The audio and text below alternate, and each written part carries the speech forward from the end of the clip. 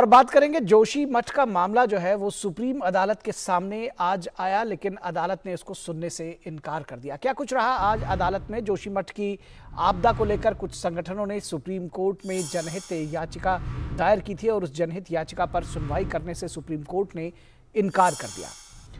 Uttarakhand high court पहले से इस मामले की सुनवाई कर रहा है। यह कहना है सुप्रीम कोर्ट का कि इस मामले को पहले ही उत्तराखंड हाईकोर्ट में याचिका दायर की जा चुकी है और ऐसे में अतिरिक्त मांगों को हाईकोर्ट में ही रखा जा सकता है। जब याचिकाकर्ता ने कहा कि वो कुछ और मांगों के साथ में आए हैं तो सुप्रीम कोर्ट ने कहा कि वो आप अपनी अतिरिक्त मांगों को हाईकोर्ट में ऐड करवा सकते हैं। जोशी मठ की आपदा को लेकर कुछ संगठनों ने सुप्रीम कोर्ट का दरवाजा खटखटाया था और आज उसको लेकर के ये सुनवाई हुई थी। लगातार भू धसाव को लेकर इसे राष्ट्रीय आपदा घोषित करने की मांग की गई थी। कहा जा रहा था कि इस आपदा को राष्ट्रीय आपदा घोषित किया जाए।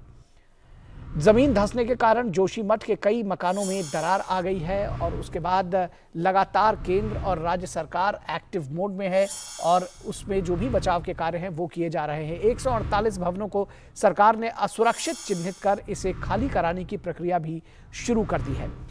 सुप्रीम कोर्ट से राष्ट्रीय आपदा के साथ विकास की सभी परियोजनाओं को तत्काल बंद करने की अपील की गई थी। हालांकि इसका कोई वैज्ञानिक आधार नहीं था और सुप्रीम कोर्ट ने इस याचिका को सुनवाई से इनकार कर दिया। जोशीमठ का इलाका सामरिक दृष्टि से जितना महत्वपूर्ण है उतना ही पर्यावरण की दृष्टि से भी संवेदनशील है।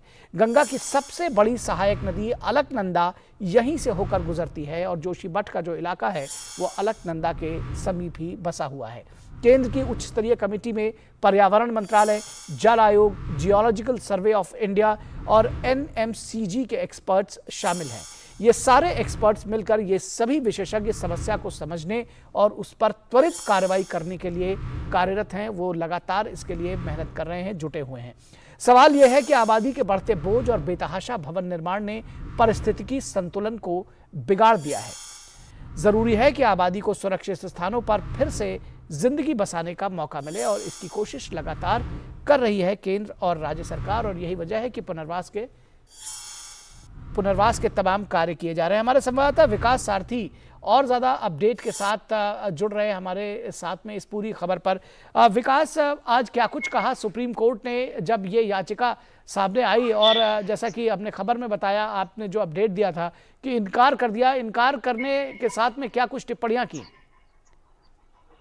बिल्कुल निखिल, इसमें जो एक अहम याचिका थी वो शंकराचार्य की ओर से दाखिल की गई थी और उन्होंने ये कहा था कि यहाँ पर जो राज्य सरकार है वो ऐसे लोगों को जो प्रभावित हुए इस खलन या भू धसाव से उनको किसी दूसरी जगह विस्थापित करने के लिए आर्थिक सहायता दे, जिन घरों की मरम्मत हो सके उनको पैसा दिया जाए मरम्मत के लिए। इसके अलावा और भी मांगे थी, लेकिन फिलहाल सुप्रीम कोर्ट ने ये कहा कि ये बेहतर होगा कि हाई कोर्ट में जो सुनवाई चल रही है उसको ही होने दिया जाए। और यहाँ पर कोर्ट ने एक बात और कही कि जब ये मामला उत्तराखंड हाईकोर्ट के सामने रखा गया तो कोर्ट ने उस पर सुनवाई इसलिए नहीं की क्योंकि शुरू की आज, क्योंकि ये बताया गया कोर्ट को कि सुप्रीम कोर्ट में भी याचिका लंबित है।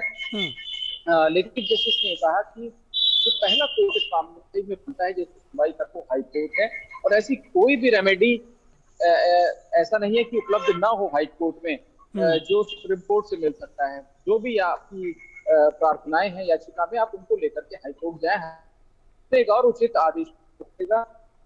इस बीच में एनटीपीसी ने भी कुछ अपना बयान कहें, अपने जो सबमिशंस थे वो हाई कोर्ट को दिए थे, तो कोर्ट ने ये बात वहां की है और इस तरह की जा रही है कि एनटीपीसी की परियोजना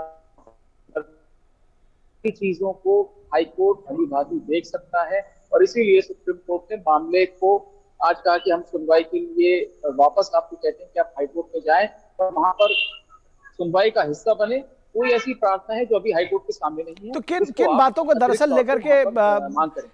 विकास, किन बातों को लेकर के ये याचिकाकर्ता जो थे, जो शंकराचार्य की भी आपने जिक्र किया, किन बातों को लेकर अग्रीव थे वो? क्या वो चाहते थे? देखिए, यहाँ पर दो तीन बातें, जैसे पहला कि सबसे पहले जो विस्थापित किए जा सकते हैं उन्हें विस्थापित किया जाए, जिनके घरों की मरम्मत हो सकती है उनके मरम्मत का खर्चा सरकार वहन करे। जो प्रोजेक्ट्स हैं वो सबसे अहम मांग यहाँ पर निकल वो ये थी कि एनटीपीसी और बीआरओ के बॉर्डर रोड्स ऑर्गेनाइजेशन के जो भी प्रोजेक्ट चल रहे हैं उन पर तत्काल प्रभाव से ब्लैंकेट कर दिया जाए, ये यहाँ पर इन्होंने मांग की थी। और इसके अलावा ये भी मांग की गई थी कि मंदिर की सुरक्षा के लिए और सिखों की कुछ महत्वपूर्ण स्थल भी हैं यहाँ पर, गुरुद्वारे हैं, इन सभी की ये भी कदम उठाए जाए, इनको इनकी एक तो पहले अध्ययन किया जाए कि ऊपर कितना बड़ा है, फिर इनके प्रोटेक्शन को लेकर के भी सरकार एक नीति के साथ सामने आए और राष्ट्रीय आपदा इसे घोषित करे। लेकिन जैसे मैंने कहा कि सुप्रीम कोर्ट को जानकारी है कि हाईकोर्ट में क्या क्या चल रहा है फिलहाल, और इसीलिए कोर्ट ने कहा कि आर्टिकल 226 में आप हाईकोर्ट में और याचिका करता है की जाए। ऐसी कोई रेमेडी नहीं है, ऐसा कोई उपचार नहीं है जो सुप्रीम कोर्ट कर सकता है और हाईकोर्ट नहीं कर सकता। जी जी जी, उनको लेकर के आप हाईकोर्ट पहुंचे और हाईकोर्ट सुनवाई देगा। जी जी जी, बिल्कुल हाईकोर्ट सुनवाई करेगा और तमाम सारे जो पुनर्वास के कार्य हो, चाहे वो जो दूसरे कार्य हैं, वो लगातार केंद्र और राज्य सरकार मिलकर कर भी रहे हैं। लेकिन फिलहाल